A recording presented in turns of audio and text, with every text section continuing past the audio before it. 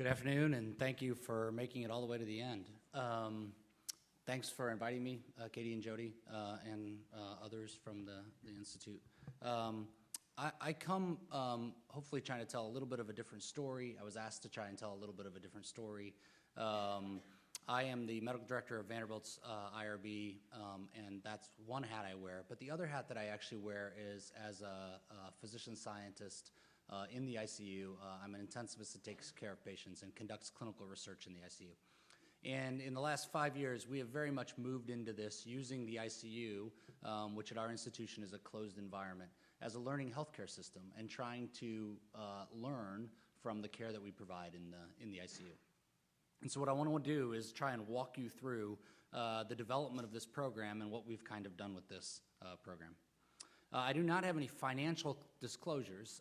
The one disclosure that I would tell you is maybe an intellectual disclosure. Anybody who is doing my presentation after Dr. Menikoff did his presentation, you may want to wonder about the intelligence of.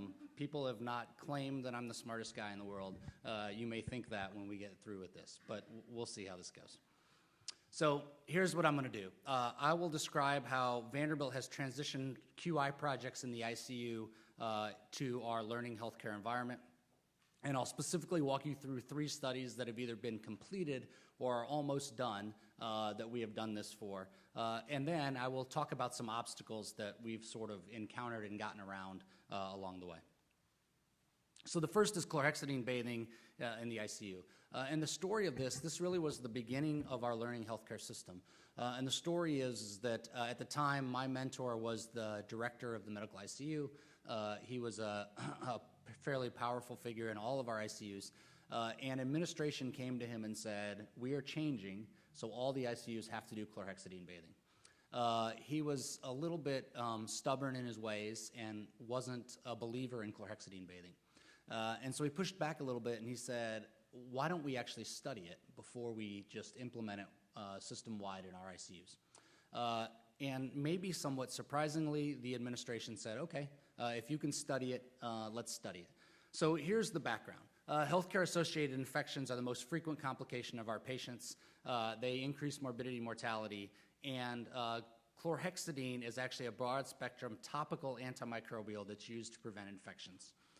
It's used in a number of different ways. They actually put it on bathing cloths to bathe patients in the hospital or in the ICU. And there are multiple studies, none of them of very high quality, that suggested that these may reduce these hospital-acquired infections. There was one large randomized trial that was not actually out when we started our study, but came out in the middle of our study, which made us reassess whether we should continue our study, which said, again, that these reduced the acquisition of infections in patients in the hospital and in the ICU. But when we started, we had the hypothesis that this would work. These chlorhexidine bathing cloths would actually reduce infections. But we needed to figure out a way to study this.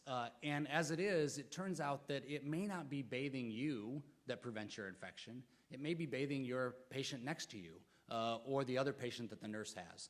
And so we were pretty confident that we couldn't do this in an individual randomized way because that wasn't even necessarily how the mechanism worked.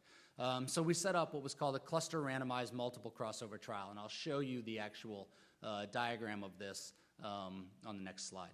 All 5 of our ICUs, our adult ICUs, actually participated in this for a year time period.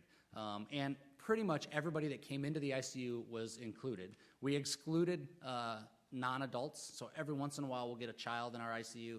We just didn't collect data on them. They still ended up getting bathed with whatever cloth was available, but we didn't collect data. And we have a burn ICU as a 6th ICU that we didn't use our burn ICU because they obviously do different skin care than the other ICUs. The IRB approved this with a waiver of consent, so we got an approval from our IRB. All patients are bathed daily with either a cloth impregnated with chlorhexidine or a very similar cloth without chlorhexidine. Both are commercially available. And it turns out that when we started the study, 2 of our 5 ICUs used chlorhexidine and 3 of our ICUs used the non-chlorhexidine impregnated cloths. We didn't change anything else. And fortunately for us, all of our outcomes, which were hospital-acquired infections, our hospital has to collect and federally report anyway. And so all of the outcomes were already being collected by our hospitals in a manner that we could use as the outcomes from our study. This study was conducted by one of our fellows without a research coordinator because of the fact that all of those data were collected. Here's what the actual schema looks like, and I don't have a laser pointer, but if you follow one of these, each of these 5 columns is an ICU, and they're randomized to either the control, which is the non-chlorhexidine impregnated cloths, or the chlorhexidine impregnated cloths,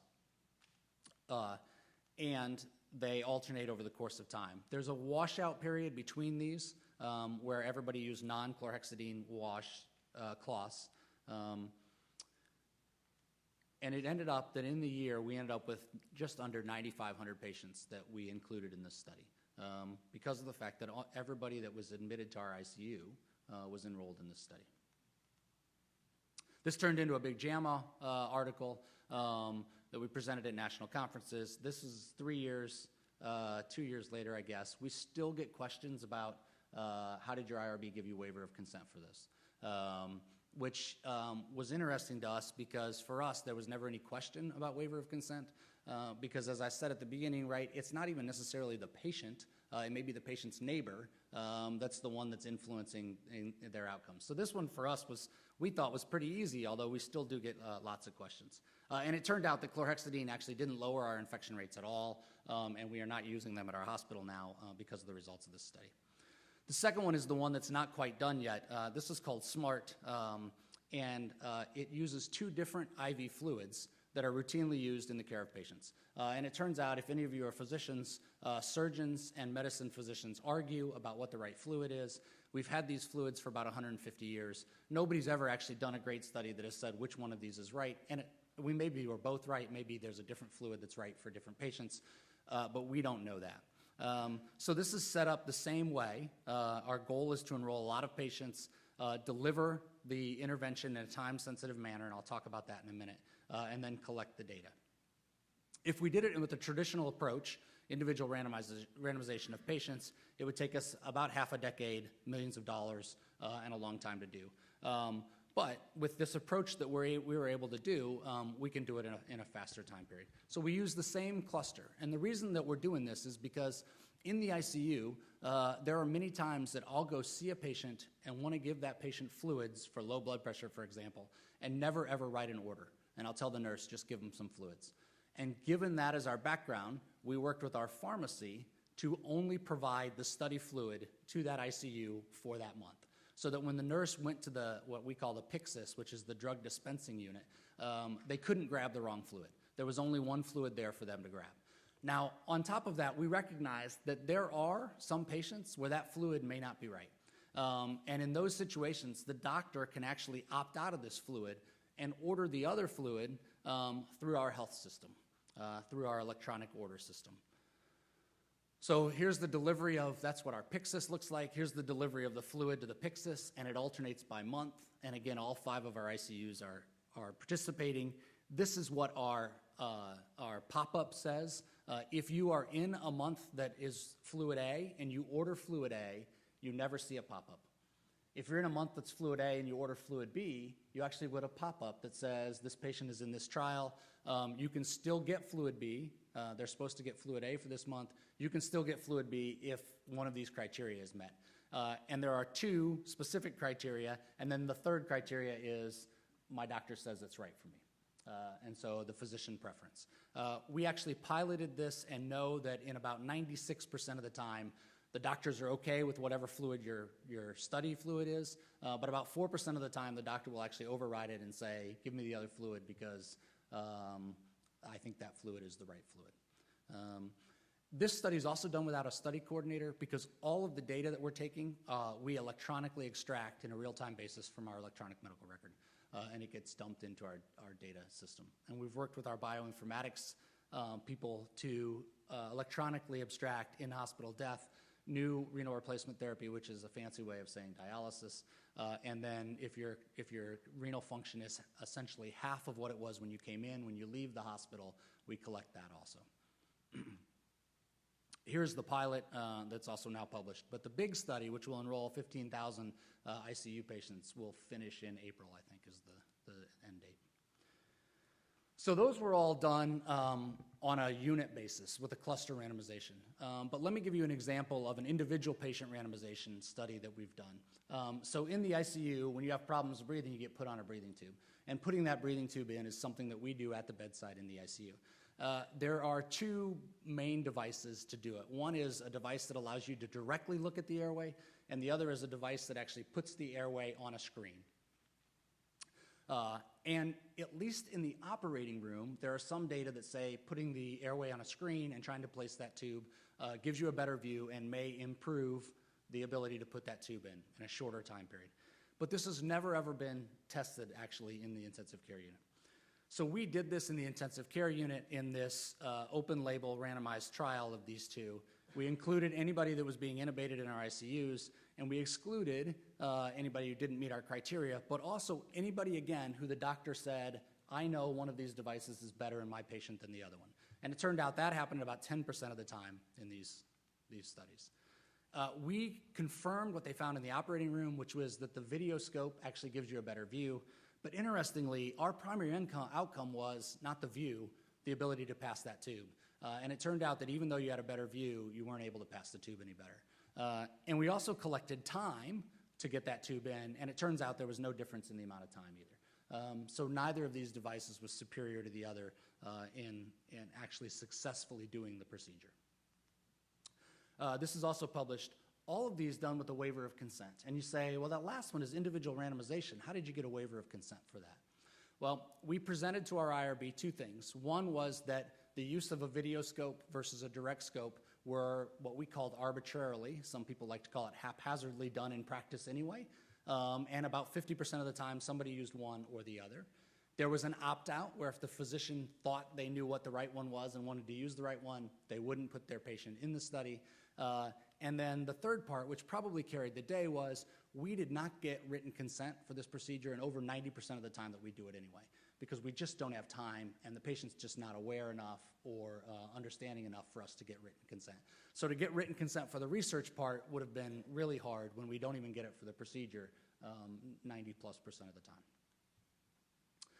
So these are the challenges that we overcame. We talked about informed consent and waiver of informed consent. And whether or not these studies are truly minimal risk is still largely debated. These are critically ill patients. Some of them, the chlorhexidine bathing, the infections, you could argue, may not be an outcome that people care about. The fluids, actually, the outcome is death and renal dysfunction, which I think our patients probably do care about. The designs are both cluster and individual randomized designs, and I showed you both of those. Delivery of the intervention has been controlled both in the supply to the ICUs for the fluids and the bathing cloths, and then in the intubation, both devices are available in the ICU, and it's just which one you grab. And then collecting outcomes for the chlorhexidine bathing, we got lucky because our hospital had to collect those outcomes and report them anyway, so we didn't have to do anything other than partner with the people that had them. The IV fluids, we've partnered with the bioinformatics people so they can collect them electronically. And then in the intubation study, the randomization is actually done by an envelope, sitting, an 8x11 manila envelope sitting in our ICU. And when you open it, one side has what group you're randomized in. The other side has this, which is the data collection form. And somebody who's present for the procedure, usually our charge nurse in the ICU, records the data while this procedure is being done, puts this sheet back in the envelope, throws it back in the workroom, and we pick it up. So again, the data are collected in real time without a nurse or anybody having to do anything outside of that. So we have started using our ICU as an environment for a learning healthcare system, and we've tried to navigate some of the obstacles and the difficulties in doing that. Some of those include waiver of consent, study design, collection of data, and then specific outcomes. But in order to do this, we've had to work with pretty much every aspect of our healthcare environment, including nursing, our pharmacy, our bioinformatics people, and obviously our IRB and ethics regulatory people. Thank you.